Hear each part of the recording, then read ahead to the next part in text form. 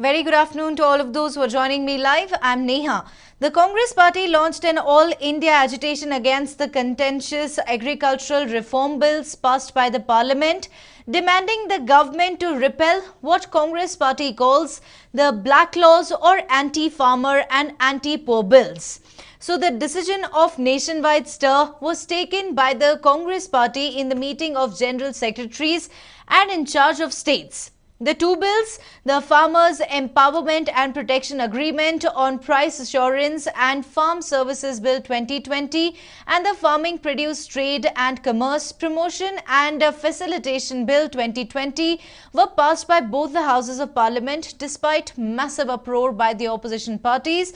There was a massive ruckus also witnessed in Rajya Sabha, following which 8 members were suspended for the remainder of the monsoon session for unruly behavior. The Congress leader here, A.K. Antony, stated that the nationwide agitation would continue till the government repeals the black laws, while Ahmed Patel said it is going to be a people's movement, a mass movement against the government. Congress spokesperson and senior party leader Randeep Surjewala, while hitting out at the government, stated that first this government did Notebandi, that's demonetization, then with GST brought Vyapar Bandi, and then with lockdown did Deshbandi and is now planning Khetbandi. In fact, Punjab's farmers body has also announced a rail roko agitation from the 24th of September to 26th of September against the 3 agricultural ordinances. Many farmers have termed these bills as anti-farmers and pro-corporate. Now coming back to the Congress part. Do remember, suspended Congress leader Sanjay Jha on the 18th of September took to Twitter and said, "Folks, in our Congress manifesto for the 2019 Lok Sabha elections, we had ourselves proposed abolition of APMC Act and making agricultural produce free from restrictions. This is what Modi government has done in the farmers' bills. BJP and Congress are on the same page here." While asking the people to back the bills, Sanjay again on the 19th of September posted, "Dear fellow Congress people, one must oppose Prime Minister Modi whenever justified. That's par for the course. But let's not make it a mindless obsession. On APMC, there is a simple test. Does not APMC abolition end monopoly, cartels and so boost farmers' income? If yes, back the bills." Now, to understand more about the nationwide protest by the Congress party, joining me over the phone line is Professor Chambi Puranik. Very good afternoon to you, Professor. Firstly, clear the air for us and tell us, are these farm bills anti-farmers at all? Why confine farmers to only mandis? What wrong does the opposition really see in the bills, even after the Prime Minister's assurance? Good afternoon, Neha. See, the protest by Congress is a U-turn, and they themselves should have said that it is our agenda which Modi government has implemented or brought the reform, and we take pride in that. And instead of that, Congress has no bigger agenda to oppose Modi, because Congress has lost its electoral verdict, majority, and the kind of situation in which Congress is there. It has more internal problems. I think, this would be, a kind of a situation where the protests are used for political mileage, just to take the issue of farmers. And coming to the bill per se, 1, 2, 3 bills, bill on agri-marketing, bill on contract farming, bill relating to essential commodities, and all the 3 fronts, I think, more or less there are very progressive and liberal kind of reforms that are brought in. You take, for example, I will just tell you, about 4.5 lakh kind of mandis that they have. The middlemen, they are there. Through 7,000 APMCs, they were operating on this. So that means 86% of the farmers, poor, marginal and small scale farmers, etc., they were under the clutches, or they were like hostages, as I earlier mentioned in your channel. And these people are given the free trade opportunity, triple benefit. Either you go with APMC or go with contract farming, with kind of corporates or mini corporates, etc., or go online, cash and carry on the spot. These advantages should have been,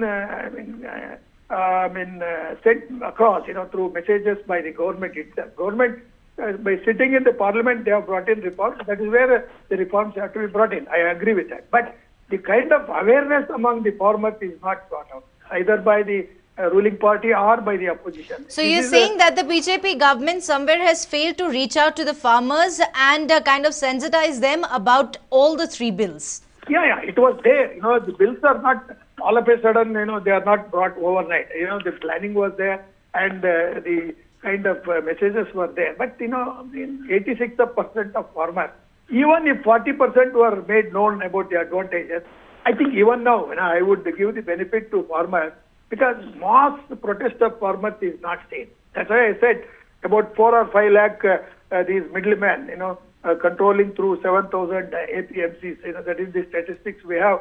And I did discuss with the top agricultural experts and professors of universities, agricultural universities. They say it's a very progressive and pro-farmer kind of reform bill. And the opposition has got the MSP, and Prime Minister has clarified that should have. I think they should have mentioned that in the legislation itself. Nevertheless, government has the final say in that when it comes for implementation. So minimum support price has been taken care of. Now my apprehension is over another 3 to 5 years, you may find the APMCs not functioning properly also. And the APMCs may go out of existence also. They are jobless.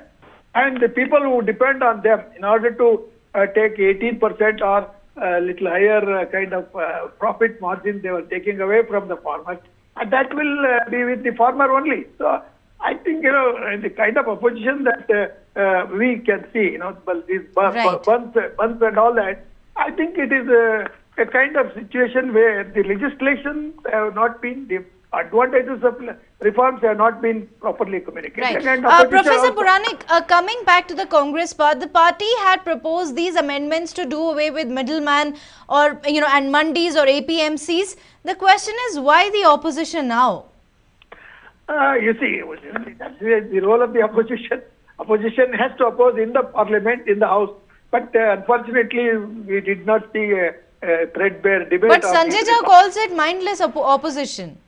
I don't think it is mindless, but it's an opportunistic kind of opposition, just to get the confusion, more confusion and more kind of frictions being created among the farmer groups and associations. But I'm surprised why the farmers association, the Raita Sanghas and others who are leading them, they are not against middleman. They are saying, this takes away the lands of farmers because corporates will have agreement. No, that is not there. It's only the choice of the farmer. Ultimately, he has the choice. So he has tried to come out of the clutches.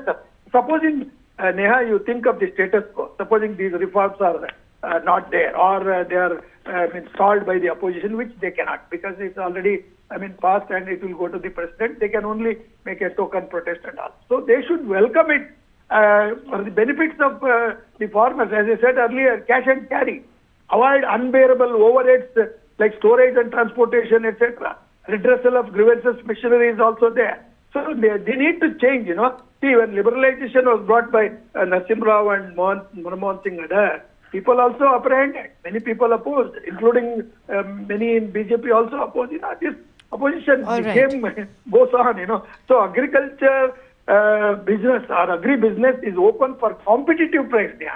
So therefore, government should improve its, I don't say propaganda, the proper messaging to the people. Hold meetings of the farmers at different levels. Above party lines. Right. Professor Puranik, many are also asking if farmer is given choice from the bad system of hostage marketing, uncertainties and exploitations by the mandis and APMCs, then why oppose the bills? See, they can pick loopholes. This kind of picking loopholes is also done everywhere and more so by political parties. Same people were, you go through the debates, the recorded videos of Kapil Sibal, how vehemently he opposed the exploitation and the kind of hostage situation that farmers are there under the mandis. So he himself was very vocal.